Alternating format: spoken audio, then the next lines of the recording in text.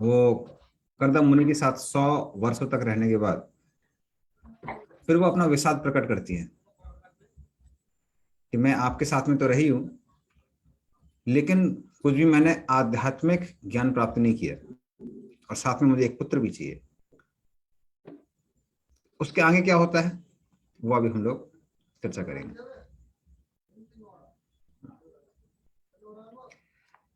उसके पहले हम लोग प्रार्थना कर लेते हैं। ओम अज्ञानतिमिरन्धस्य ज्ञानाञ्जनशलाकया चक्षुरुन्मिलितं येन तस्मै श्रीगुरुवे नमः। श्रीचैतन्यमनोभीष्टं स्थापितं येन भूतले स्वयं रूपकदा मह्यं ददाति च पदान्तिकं।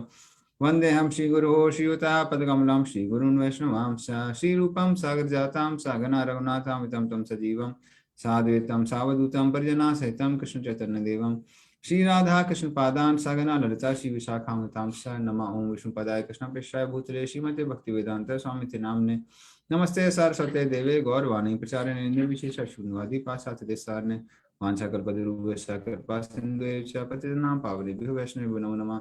नमो महावदन्याय कृष्ण प्रेमप्रदायते कृष्णाय कृष्ण चैतन्य नामवत्से नमः। हे कृष्ण करुणा सिंधु दीनबंधु जगत्पते गोप्स गोपिकान्त राधाकान्त नमोस्तुते। तप्तकाञ्चन गौरांगी श्री राधे वृंदावनेश्वरी वृषभानुसुते देवी प्रणमामि हरिप्रिये नीलाचरण मसाय नित्याय परमात्मने बलभद्र सुभद्राभ्याम जगन्नाथाय ते नमः। जय श्री कृष्ण चैतन्य प्रभु नित्यानंद श्री अद्वैत गदाधर शिवासादि गौर भक्तवृंद। हरे कृष्णा कृष्ण कृष्ण हरे हरे, हरे राम राम राम हरे हरे।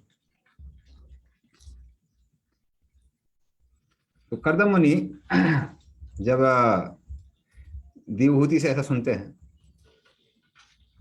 तब कर्दम मुनि देवहूति माता को कहते हैं, क्या कहते हैं? वो भगवान विष्णु को याद करते हुए बोलते हैं कि देवहूति तुम चिंता मत करो। ऐसा नहीं है कि तुमने कोई बहुत बड़ी गलती कर दी है, ये तो तुम्हारा नम्रता का भाव है। वैष्णव का लक्षण होता है कि वो हमेशा नम्र होता है। तो चिंता मत करो कि तुमने कोई गलती नहीं की है, बल्कि तुम्हारे गर्भ से भगवान स्वयं प्रकट होने वाले हैं तुम्हारे पुत्र के रूप में। तो जो भी तुमने पहले व्रत किए थे, ध्यान इत्यादि किया था, मेरी सेवा की थी, इंद्रियों को संयमित किया था, तपस्या की थी, दान दिया था, वो सब पूरा होने वाला है। भगवान तुम पर कृपा करने वाले हैं, स्वयं भगवान तुम्हारे पुत्र के रूप में आने वाले हैं। इसलिए अभी तुम क्या करो, फिर से इंद्रियों को संयमित करो, तपस्या करो, दान करो।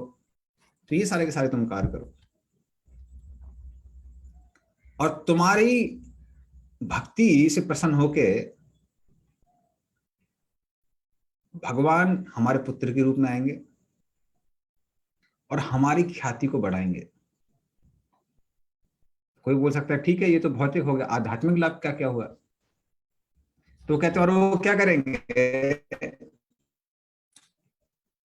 हमारे हृदय में जो हृदय ग्रंथि है, इस संशय जो आसक्ति है, उस आसक्ति को भी भगवान आकर मनाएंगे।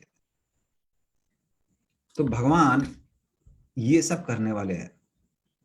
तो हमारे पुत्र के रूप में आएंगे और वो तुमको शिक्षा देंगे, जिसके कारण तुम्हारे हृदय में जो भी आसक्ति है, वो सारी की सारी आसक्ति पूर्ण रूप से कैसी हो जाएगी, नष्ट हो जाएगी।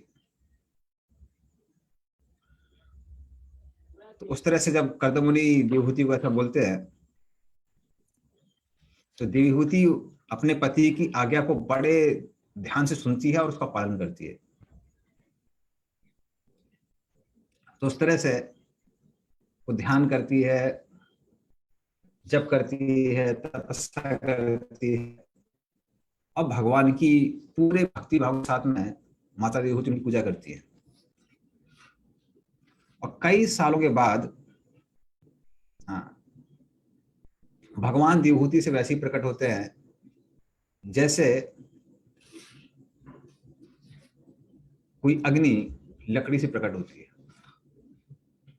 क्योंकि लकड़ी, जो सूखी लकड़ी होती है, वो क्या करती है, वो सूर्य की ऊर्जा को अपने साथ में रखती है, और जैसी अग्नि के संपर्क में आती है तुरंत वो लकड़ी जलने लगती है, वो ऊर्जा अभी प्रकट होने लगती है।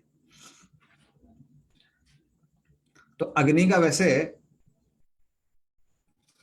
लकड़ी से लेने नहीं है, उसी तरह से भगवान कपिल देव कर्दम मुनि के वीर में पहले प्रकट होते हैं, और जैसे ही वो प्रकट होते हैं तो सारे के सारे जो देवतागण थे वो सब आनंद विभोर हो जाते हैं। वो अपने ढोल नगाड़े बजाने लगते हैं, अलग अलग वाद्य यंत्र बजाने लगते हैं, गंधर्व लोग गाने लगते हैं, अप्सरा लोग नृत्य करने लगती हैं, और देवता लोग सारी दिशाओं से फूल बरसाने लगते हैं। सारी दिशाएं शांत हो जाती हैं, जो भी जल में भवंडर उठ रहे थे अभी सब शांत हो जाते हैं, और सभी के मन पूर्ण रूप से संतुष्ट हो जाते हैं। इसलिए जब भगवान आते हैं कुछ तो स्पेशल होता है, साधारण नहीं है। और ब्रह्मा जी, मरीचि इत्यादि जो भी बड़े बड़े संत हैं उनके साथ में वहां प्रकट होते हैं। ब्रह्मा जी समझ जाते हैं कि अभी भगवान प्रकट होने वाले हैं, और वो उनकी पूजा करते हैं, भगवान की पूजा करते हैं।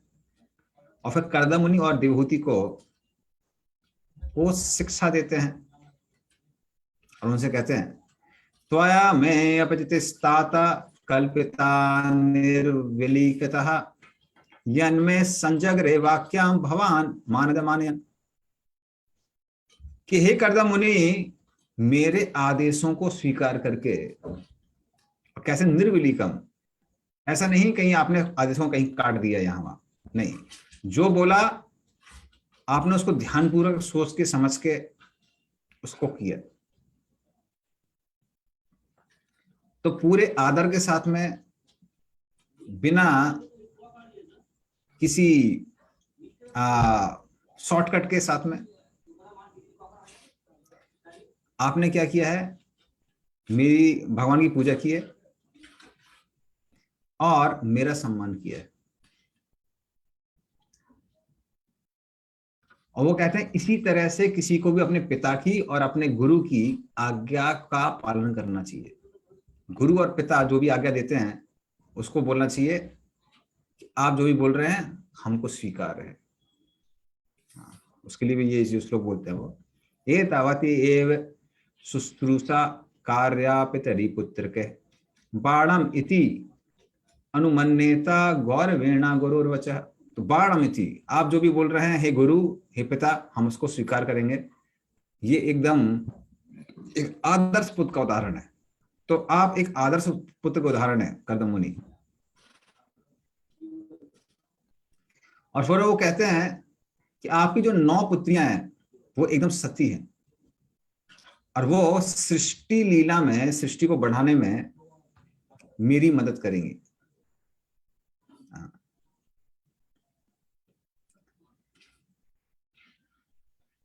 तो इसलिए आप क्या करिए, ये जो संत लोग हैं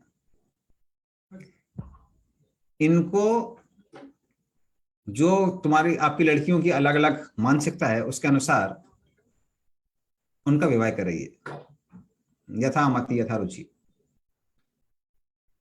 तो वो जिसको पसंद करती हैं, और खासकर जिनके साथ उनका टेम्परामेंट मैच करता है, तो शास्त्रों में जो भी कुंडली मिलाई जाती है उसके द्वारा व्यक्तियों की, जो लोगों की मानसिकता है वो मैच कर जाती है। लेकिन जो चतुष्कुमार थे, नारद मुनि थे, उसके पहले ही वो वापस चले जाते हैं, आते हैं ब्रह्मा जी के साथ पर वापस चले जाते हैं। तो प्रभुपाद जी लिखते हैं कि जो ब्रह्मचारी होते हैं, सन्यासी होते हैं, उनको विवाह में भाग नहीं लेना चाहिए। कारण क्या है कि अगर वो मान लीजिए किसी ग्रस्त को दिखते हैं, अरे वाह क्या जीवन है इसका, तो वो अपना वैराग्य को छोड़ के वो विवाह कर लेंगे। और मान लीजिए दूल्हा जो है वो शादी करने वाला है, वो इनको दिखता है, अरे वाह क्या जीवन है इनका, क्या स्वतंत्र जीवन है,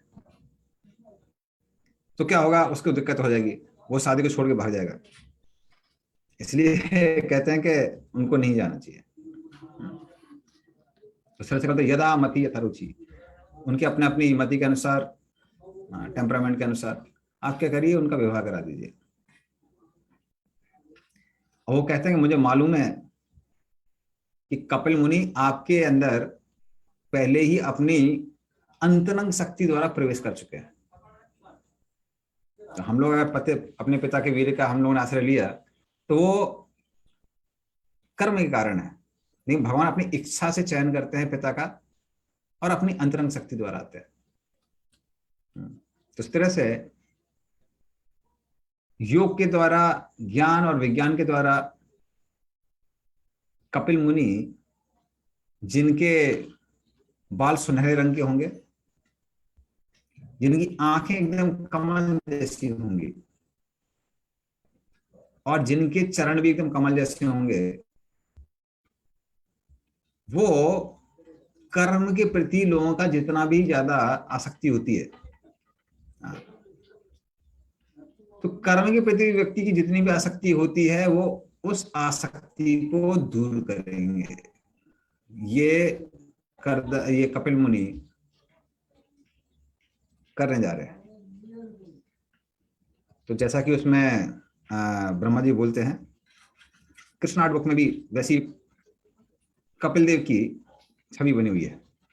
तो घुंघराले बाल, सुनहरे रंग के, कमल जैसी आंखें और कमल जैसे चरण, और वो यहाँ पे माता दी होती है, वो शिक्षा दे रहे हैं। तो इस तरह से ब्रह्मा जी ये किसको बोलते हैं? ये बोलते हैं कर्दम मुनि को। और फिर वो आगे कहते हैं, आगे अभी विभूति को बोलते हैं, कहते हैं कि वही भगवान जिन्होंने कैटब को मारा था, कैटब मारा असुर को, अब वो तुम्हारे घर में प्रवेश करने जा रहे हैं। और जो भी तुम्हारे अंदर अज्ञान था, संशय था, उसको पूर्ण रूप से काट देंगे, उसको नष्ट कर देंगे और पूरे संसार में वो विचरण करेंगे। तो हे देवहूति, आप बहुत भाग्यशाली हैं। तो ये जो भाग है, तो ब्रह्मा को भी प्राप्त नहीं था। भगवान का माता पिता बनने का मौका साधारण नहीं है। और वो सिद्ध गणाधीशा, जो भी बड़े बड़े सिद्ध हैं, उनमें सबसे अग्रणी होंगे, उनके अधीश होंगे, मतलब उनको कंट्रोल करने वाले होंगे। भगवान भगवत गीता में कहते भी है कि सिद्धों में मैं कपिल हूं।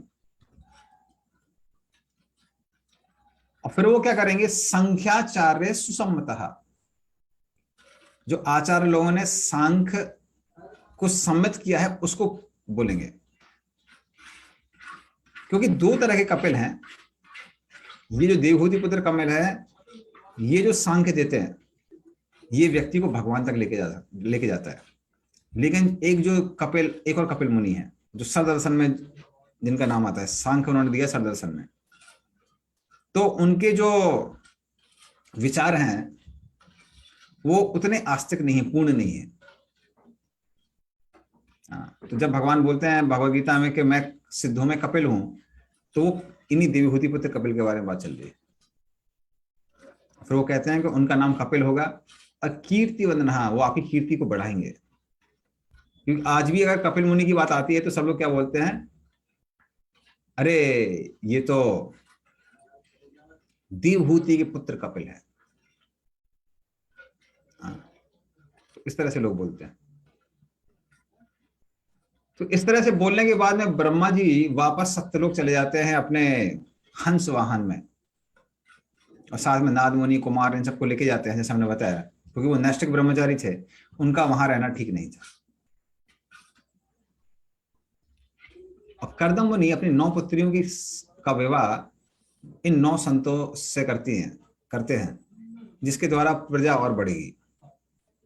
तो उनकी जो पुत्री थी कला की शादी वो करते हैं मरीचि के साथ।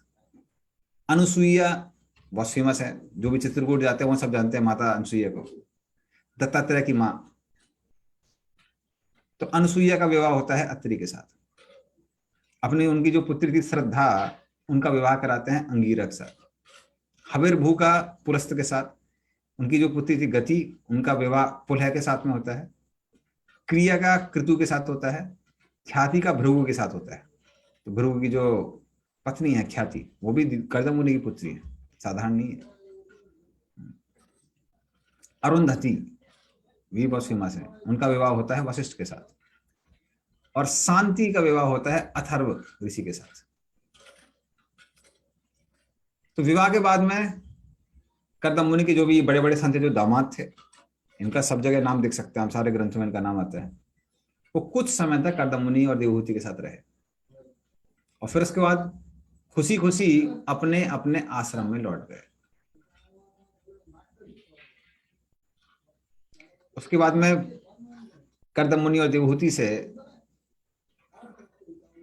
भगवान कपिल देव प्रकट होते हैं। और कपिल देव प्रकट होने के बाद में कर्दम मुनि सोचते हैं कि अभी मुझे यहां रहना नहीं चाहिए। मैंने जो अपना कार्य था वो कार्य मैंने पूरा कर लिया है, भगवान प्रकट होने वाले हैं, तो इसलिए देवहूति के सामने नहीं बोल सकते थे। लेकिन अकेले में वो कपिल मुनि को जाके मिलते हैं। हाँ।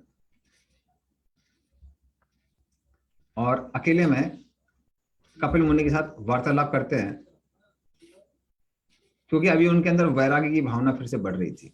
वो घर छोड़ने की इच्छा प्रस्तुत कर रहे थे। और पहले भी वो बोल चुके थे, स्वयंभु मनु को बोल चुके थे कि जैसे ही मैं उनको पुत्र देता हूँ, पुत्रिया देता हूँ, उसके बाद में मैं वैराग्य धारण करूंगा। तो वैसे कम समय नहीं, 100 साल से ऊपर तक रहे हैं देवहूति के साथ, तो ऐसा नहीं है कि गैर जिम्मेदारी का काम किया है, लेकिन उसके बाद में वो छोड़ने की इच्छा करते हैं। तो जैसे ही कर्दम मुनि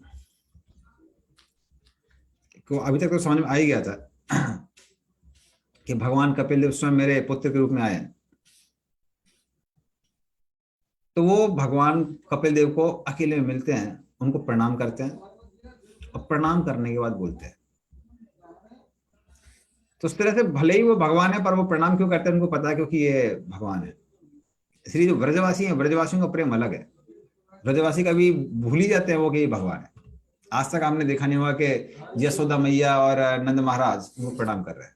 वो सुधीर देव की करते हैं, लेकिन वो नहीं करते हैं। इसलिए वो क्या बोलते हैं, वो कहते हैं जो देवतागण हैं वो दुखी आत्माओं से बहुत लंबे समय बाद प्रसन्न होते हैं। बहुत ज्यादा उनकी तपस्या करनी पड़ती है देवताओं की, तब जाके वो प्रसन्न होते हैं। और कई जन्मों के बाद में जो सिद्ध योगी होते हैं वो अपने ध्यान में आपके चरण कमलों का दर्शन करते हैं। अर्थात योगियों को बहुत समय लगता है, और कर्दम मुनि का तो साक्षात्कार था। इतने लंबी तपस्या करने के बाद, 10,000 वर्षों तक तपस्या करने के बाद, तब जाके भगवान प्रकट होते हैं उनके सामने, और उनको भगवान के दर्शन होते हैं। तो कहते हैं बड़ा बहुत मेहनत करना पड़ता है बड़े बड़े योगियों को, लेकिन ये आपकी कृपा है, आप हमारे घर में प्रकट हुए हैं। तो अपने भक्तों को सहारा देने के लिए, उनकी इच्छा को पूरा करने के लिए, हाँ, अब हम जैसे गृहस्थों के घर में प्रकट होते हैं। तो हम लोग गृहस्थ होने की वजह से कई बार उतने अच्छे से भक्ति नहीं कर पाते हैं, लेकिन फिर भी आप हमारे घर में प्रकट होते हैं, ये आपकी अहेतु की कृपा है। तो भक्ताना मान वर्धना, अपने भक्तों की ख्याति को और मान को बढ़ाने वाले हैं भगवान। आप भक्तों की ख्याति को और मान को बढ़ाने के लिए हम जैसे गृहस्थों के घर में जन्म लेते हैं, प्रकट होते हैं हमारे यहाँ पर। आपने जो पहले बोला था कि मैं तुम्हारे घर में प्रकट होऊंगा, उन वाक्यों को पूरा करने के लिए आप हमारे घर में प्रकट हुए हैं। और हमको मालूम है आप जो सही ज्ञान है उस ज्ञान को देने के लिए आप प्रकट हुए हैं।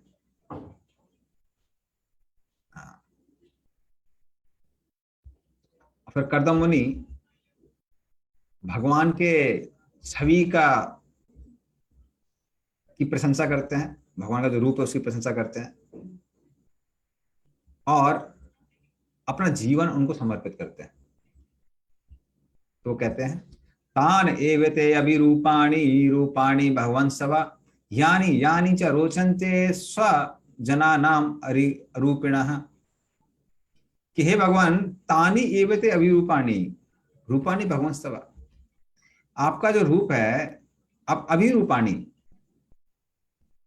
आपका एक हिसाब से कोई रूप नहीं है, अर्थात आपका कोई भौतिक रूप नहीं है, लेकिन फिर भी जहां तक आपके आध्यात्मिक रूपों की बात आती है वो तो अनगिनत है। इससे देखिए क्या होता है कि भगवान का रूप भौतिक नहीं आध्यात्मिक है। हमारा जो हाड़ मांस का बना हुआ शरीर नहीं है, इसलिए भगवान के शरीर के बारे में इस उपनिषद में बोलते हैं, इस उपनिषद में बोलते हैं अस्मावीरम शुद्धम अपाप विद्धम। उनके शरीर में नस नहीं होती है, उनका शरीर हाड़ मांस का नहीं बना है, उनके शरीर में आत्मा में कोई भेद नहीं है। हम आत्मा है और हमने शरीर धारण किया है, लेकिन भगवान के शरीर में और आत्मा में कोई भेद नहीं है।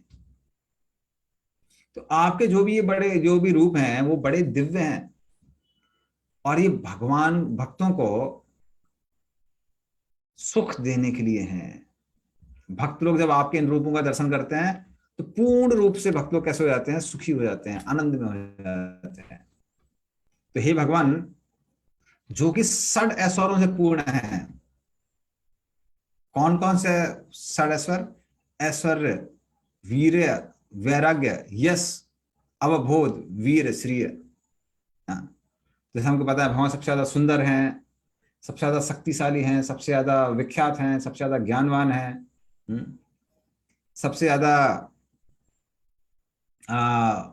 वैराग्य उनके अंदर है। हाँ, तो इस तरह से ये भी जो जो भी छह ऐश्वर्य हैं भगवान के, और सबसे ज्यादा प्रसिद्ध भी हैं, हाँ छठवां प्रसिद्ध है। तो ये जो छह ऐश्वर्य हैं तो पूर्ण रूप से भगवान के अंदर पाया जाता है। इस संसार में लोग सुंदर हो सकते हैं एक साल के लिए, मिस वर्ल्ड मिस यूनिवर्स बन सकते हैं, उसके बाद में सुंदरता ढल जाती है, लेकिन भगवान हमेशा सुंदर रहते हैं और सबसे ज्यादा सुंदर है और सबके लिए सुंदर है। जो संसार के मिस यूनिवर्स या मिस वर्ल्ड है वो सुंदर है सिर्फ मनुष्यों के लिए, पशुओं के लिए, पक्षियों के लिए नहीं है। गटर का एक कॉकरोच भी उनसे आकर्षित नहीं होगा, लेकिन भगवान सबको आकर्षित करते हैं। तो इस तरह से भगवान के जो छह स्वर हैं बहुत अलग हैं, भगवान पूर्ण रूप से इनसे परिपूर्ण है। इसलिए वो कहते हैं कि इसलिए आपके जो चरण कमल हैं भक्त लोग भक्तों द्वारा हमेशा पूजित हैं। तो जो भक्त आपका ज्ञान प्राप्त करना चाहते हैं, आध्यात्मिक ज्ञान प्राप्त करना चाहते हैं, वो हमेशा आपके चरण कमलों का आश्रय लेते हैं। इसलिए मैं कपिल देव को प्रणाम करता हूं, जो पूर्ण रूप से स्वतंत्र है और दिव्य हैं। हम अपनी शक्ति के लिए भगवान पे निर्भर करते हैं। हम लोग को अभी लग सकता है कि अरे भाई हम इतने शक्तिशाली हैं, लेकिन अगर किसी को कुछ बीमारी हो जाती है, जैसे पार्किंसन हो जाता है, तो हाथ नहीं उठा सकता आदमी।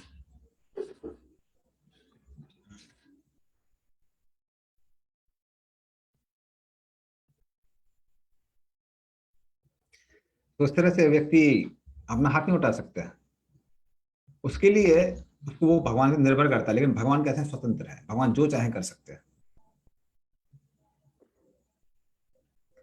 तो फिर वो कहते हैं आप शक्तिशाली हैं, पूर्ण रूप से स्वतंत्र हैं, और आप एक व्यक्ति हैं, परम पुरुषोत्तम भगवान है। मतलब आप व्यक्ति ऐसा नहीं कि निर्विकार निर्विकार है या फिर निर्विशेष है। निर्विशेष मतलब ज्योति जैसे है, नहीं, आप एक व्यक्ति है। और महत्त्व, समय, ये सारी की सारी आपकी शक्तियां हैं, आप सब कुछ जानने वाले हैं। तो भगवान बोलते हैं भगवत गीता में, वेदाहम समधितानि वर्तमान अर्जुना भविष्यानि च भूतानि माम तू वेदना कश्चन। तो पूर्व में पहले क्या हुआ, अभी क्या घटित हो रहा है, भविष्य में क्या घटित होने वाला है, मैं सब जानने वाला हूं, पर लोग मुझे नहीं जानते। आप सारे ब्रह्मांडों का को मेंटेन करने वाले हैं, उसके पालन करता है। तीनों गुण जो हैं, सत्वगुण, रजोगुण, तमोगुण, वो आपके अधीन है। ये तीन गुण हमको प्रभावित करते हैं, हमको अपने अधीन करते हैं, और भगवान उनको अधीन करते हैं। और प्रलय काल के बाद ये सारे के सारे जो ब्रह्मांड है वो आपके अंदर प्रवेश कर जाते हैं। आप जब अभी प्रकट हो गए हैं तो मेरी सारी इच्छाएं पूरी हो गई है।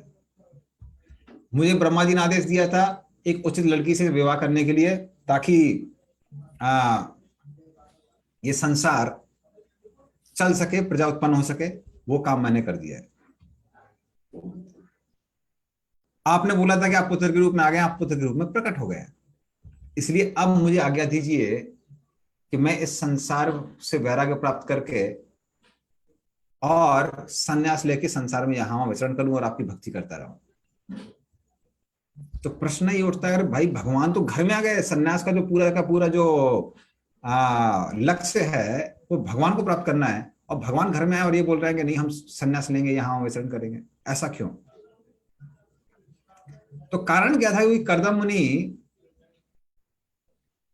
ब्रह्मा जी के पुत्र हैं और अभी बहुत सारी प्रजा उसके बाद आने वाली है। ब्रह्मा जी की बहुत सारी संतानें आने वाली है। तो वो जो कर्दम मुनि है वो दुनिया के लिए आदर्श हैं। तो उन्होंने सोचा कि अगर मैं संन्यास नहीं लूंगा तो इस संसार में जो आने वाली पीढ़ी है उसमें कोई भी संन्यास नहीं लेगा, सब घर में बैठे रहेंगे। जब तक नहीं जाएगी कुर्सी नहीं छोड़ेंगे। तो इसलिए वो कहते हैं कि तुम्हें संन्यास लेना पड़ेगा। दूसरा, उनका जो वात्सल्य भाव है कृष्ण के, भगवान के प्रति, वो दास भाव से मिश्रित है। इसलिए भगवान उनके पुत्र के रूप में आए, पर उनको कभी ऐसा लगा नहीं कि हमारे पुत्र है। वो हमेशा ये सोचते ये तो मेरा, ये तो भगवान है। तो उस तरह से शुद्ध पुत्र का प्रेम नहीं था। अगर वैसा शुद्ध अगर पुत्र का प्रेम होता, जैसा हमने बताया नंद महाराज और यशोदा का था, तो वो फोटो कभी छोड़ते नहीं। इसलिए कर्दम मुनि भी भगवान के पिता हैं, पर उतने उच्च कोटि के नहीं है जितने नंद महाराज और यशोदा मैया है। उनको सबसे वात्सल्य भाव का, मतलब माता पिता का जो उनका भाव है वो सबसे उच्च कोटि और एकदम शुद्ध कहलाता है। तो इसलिए वो अपने आप को हमेशा भगवान का सेवक ही समझते थे। और वैसे भी भगवान क्या करने वाले हैं? कपिल मुनि का अवतार ही होता है किसके लिए? वो होता है आध्यात्मिक ज्ञान देने के लिए, ताकि व्यक्ति को वैराग्य प्राप्त होगा। तो वैसे भी वो अगर कर्दम मुनि घर में रहेंगे तो वो क्या करेंगे? उनको बैठा के क्लास देंगे। क्लास देने के बाद में कर्दम मुनि के हृदय में वैराग्य उत्पन्न होगा और वो संसार को छोड़ के त्याग करके चले जाएंगे। तो उन्होंने बोला पहले ही हम वैराग्य क्यों ना लेते? हाँ, भगवान की इच्छा पूरी हो जाएगी। और फिर उसके बाद सबसे मुख्य चीज है कि भगवान को हमेशा याद करना, उनकी पूजा करना, ये जीवन का लक्ष्य है। तो कर्दम मुनि ने सोचा अगर मैं सन्यास लेकर यहाँ वहां विचरण करूंगा और प्रयास करूंगा कि भगवान को मैं कभी ना भूलूं, तो मुझे जीवन का लक्ष्य प्राप्त हो जाएगा। ऐसा कर्दम मुनि मन में विचार करते। हाँ। और फिर कपिल मुनि कर्दम मुनि को वापस बोलते हैं, उसका उत्तर देते हैं। तो कपिल मुनि भी बताते हैं कि कैसे आपके जो विचार हैं वो गलत नहीं है। वो क्या बोलते हैं कि जो भी मैं बोलता हूं वो सब कहाँ लिखा हुआ है? शास्त्रों में लिखा हुआ है। तो मैं जो सीधे मुंह से बोल रहा हूं या शास्त्रों में जो लिखा हुआ है, उन दोनों में कुछ भेद नहीं है। ये अपने आप में अथॉरिटी है। तो मैंने पहले तुमको बोला था मैं तुम्हारे पुत्र के रूप में आऊंगा, मैं आया। तो उसी तरह से जो भी मैंने शास्त्रों में बोला है वो भी उचित है। इसलिए शास्त्रों में बोला गया है कि जब पुत्र बड़ा हो जाता है और पत्नी की देखभाल करने के लायक हो जाता है, घर का बिजनेस देखने के, बिजनेस है जो भी है आपका कार्य है वो देखने के लायक हो जाता है, तब व्यक्ति को संन्यास लेना चाहिए। तो इसलिए जो शास्त्रों में लिखा हुआ है आप उसको पूर्ण कर रहे हैं, आप उसको फॉलो कर रहे हैं, कोई गलती नहीं उसके अंदर। तो मैं संसार में प्रकट हुआ हूं लोगों को आत्म साक्षात्कार कैसे प्राप्त करना है ये बताने के लिए।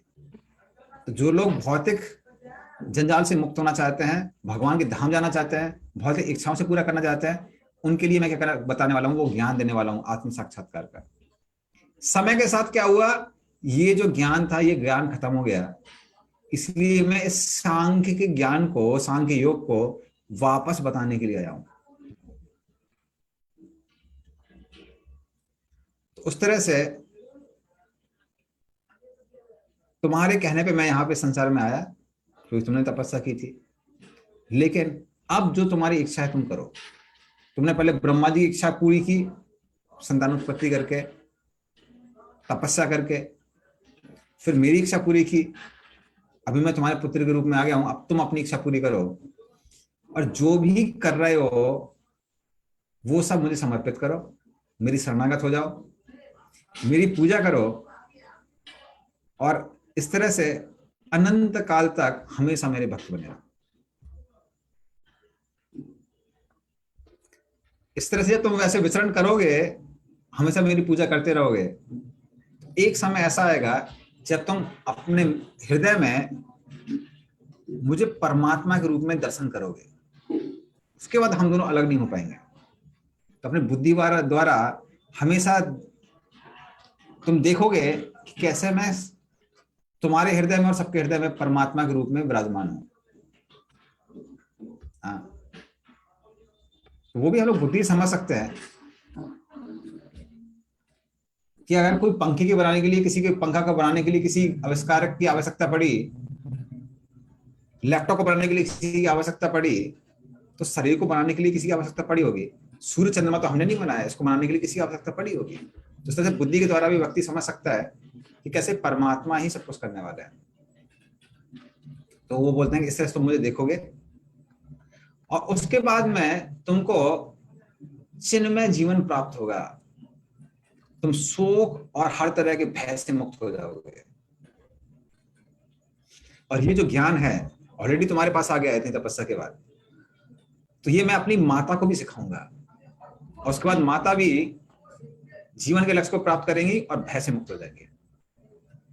और जब भगवान ऐसा कहते हैं तो कर्दम मुनि कपिल देव की प्रदक्षिणा करते हैं शांत मन के साथ, और उसके बाद फिर वन के लिए निकल जाते हैं। तो वो मौन व्रत धारण करते हैं, मन को हमेशा भगवान में लगा के रखते हैं, भगवान का आंतरिक रूप से आश्रय लेते हैं, और पूरे संसार में इस तरह से विचरण करते हैं।